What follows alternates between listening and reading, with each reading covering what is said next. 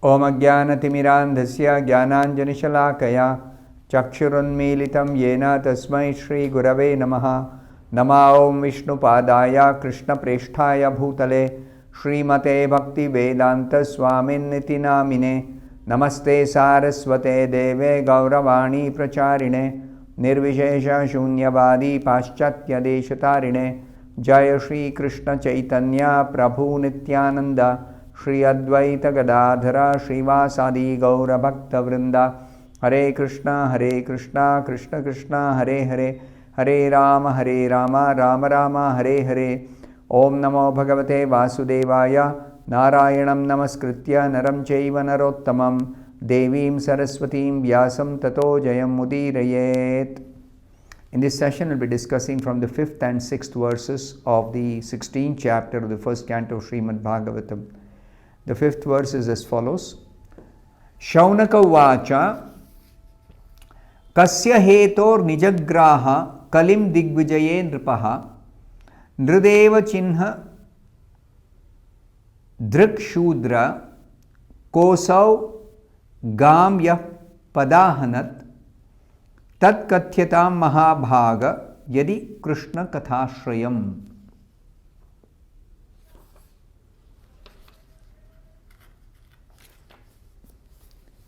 So the meaning of this 5th verse is as follows. Shaunaka Rishi inquired.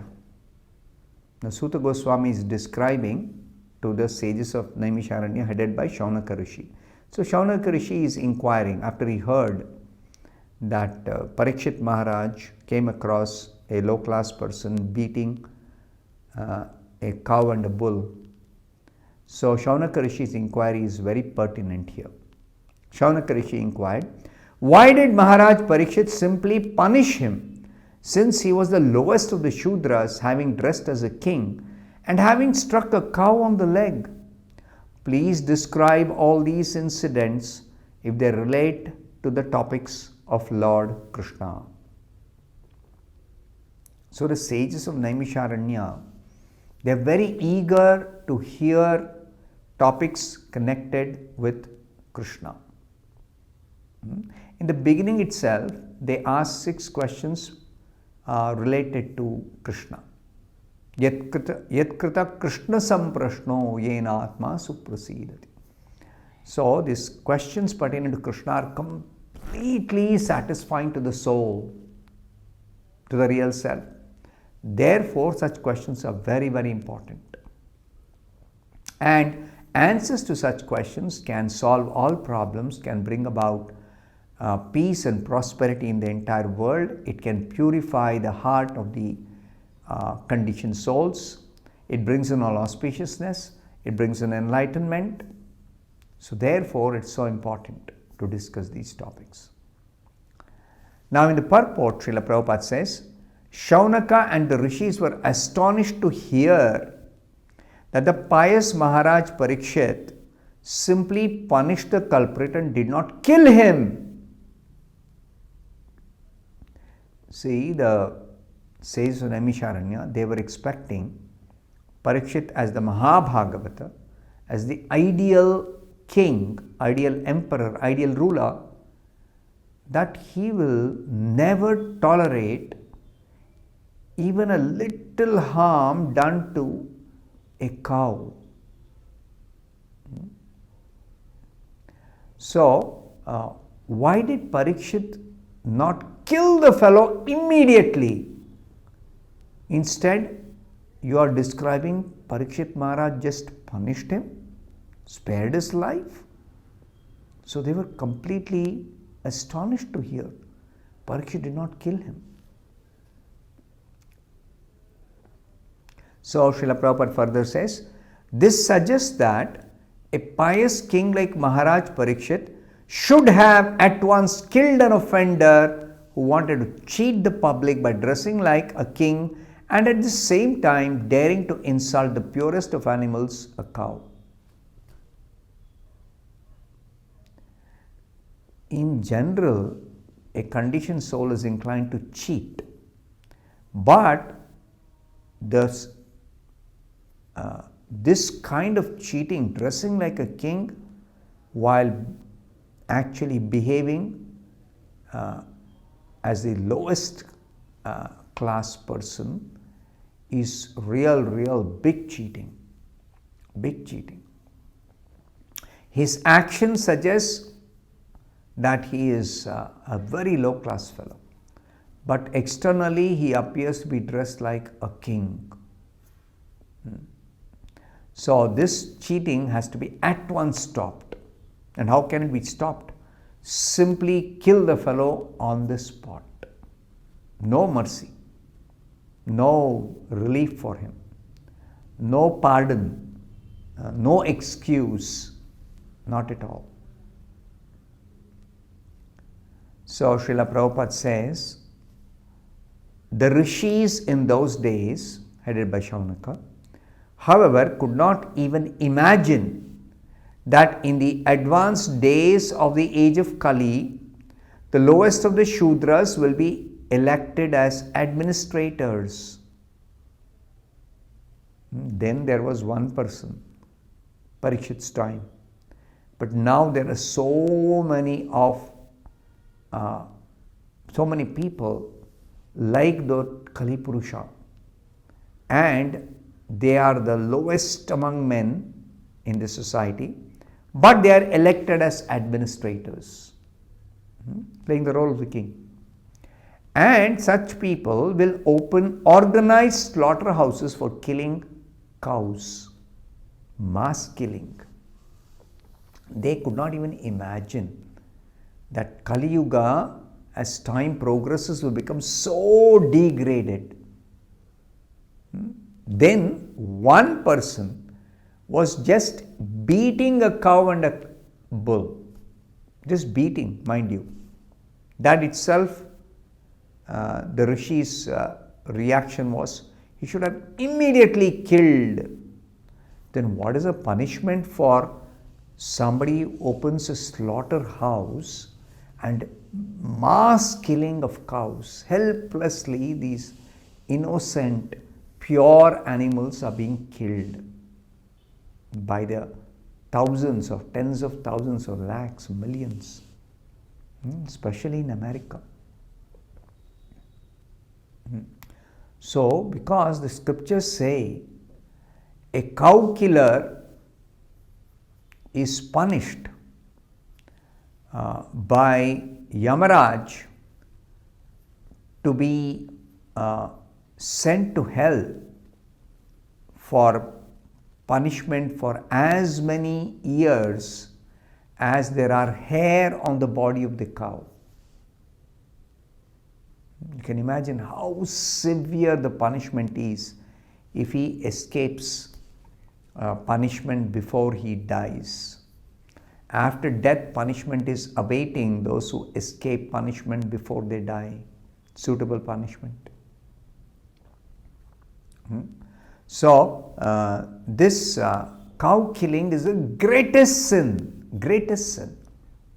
There can't be any greater sin than cow killing. So further Srila Prabhupada says, anyway, although hearing about a Shudraka who was a cheat and insulter of a cow was not very interesting to the great rishis, they nevertheless wanted to hear about it to see if the event had any connection with Lord Krishna.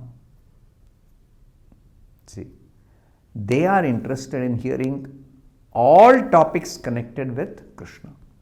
It doesn't matter what the topic is. It should be in relationship with Krishna. That's all they want to hear.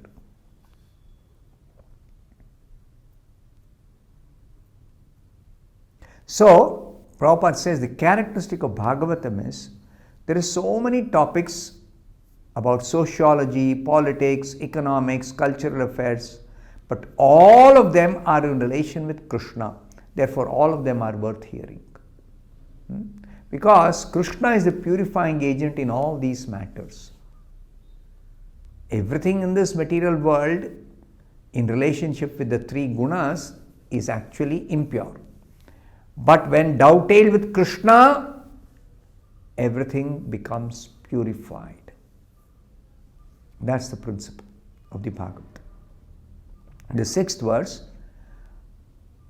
Athavasya padambhoja makaranda liham satam kim manyair asadalapair ayusho yad asadvyayaha. The meaning of the 6th verse is, the devotees of the Lord are accustomed to licking up the honey available from the lotus feet of the Lord. What is the use of topics which simply waste one's valuable life? Characteristic of a devotee of Krishna is devotee only wants to hear topics connected with Krishna. All other topics are waste of time. So Srila Prabhupada says in the purport, Lord Krishna and his devotees are both on the transcendental plane above the 3 gunas. Therefore, the topics of Lord Krishna and of his pure devotees are equally good. Prabhupada gives an example. The battle of Kurukshetra is full of politics and diplomacy. But because the topics are related with Lord Krishna, the Bhagavad Gita is therefore adored all over the world. There is no need to eradicate politics, economics, sociology, etc., which are mundane to the mundaners. Some class of philosophers, they consider topics like economics, politics, sociology, connected with this world, the world we live in, as material subject matter, and they don't want to hear at all. But for a pure devotee, he actually sees everything in relationship with Krishna. And therefore, he is able to relate everything with Krishna. So, that relationship of everything with Krishna is possible when everything is dovetailed with the Lord's service, with pure devotional service. So Prabhupada is explaining, we have heard and talked about the activities of the Pandavas, and we are now dealing with topics of Maharaj Parikshit. But because all these topics are related to the Supreme Lord Krishna, they are all transcendental, and pure devotees have great interest in hearing them. You see? How? Even the fighting on the battlefield of Kurukshetra, or Parikshit Maharaj dealing with a low class person who was hurting a cow, these are important for us because they are in relationship with Krishna. Because the Pandavas are pure devotees of Krishna, Parikshit Maharaj is a pure devotee of Krishna, therefore those topics are of interest to us as devotees. We have already discussed this matter in connection with the prayers of Bhishma Deva. In a 9th chapter of the 1st canto, this was discussed in detail.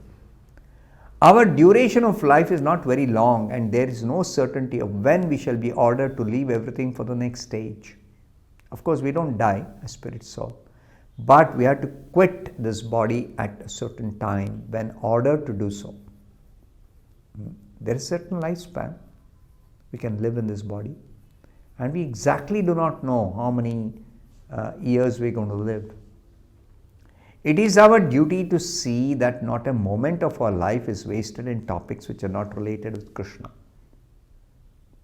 Somebody who is serious about self-realization or going back to Godhead should not waste a valuable time in this human form of life in topics which are disconnected from Krishna.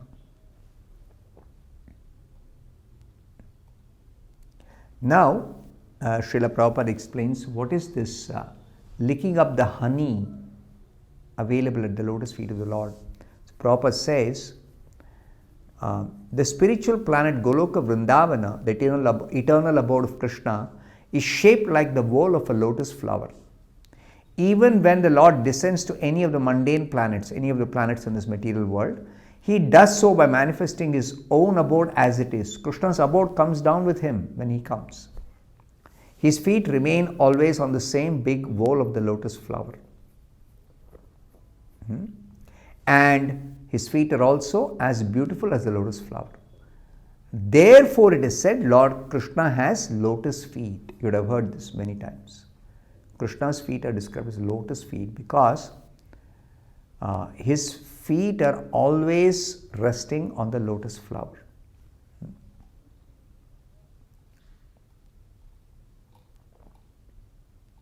So there is a certain honey available in the lotus flower. And that honey is what the devotees are accustomed to tasting when they take shelter of Krishna's lotus feet. That's why devotees are attached to Krishna's lotus feet. And that honey is as relishable as nectar. Therefore, constantly the devotees want to be sheltered by Krishna's lotus feet. And that's why it is said devotees are accustomed to licking up the honey available from the lotus feet of the Lord. So to take shelter of the lotus feet of the Lord means to be engaged always in a relationship with topics of devotional service to Krishna. That is the meaning of taking shelter of the lotus feet of the Lord. I'll stop here. Thank you very much. Hare Krishna.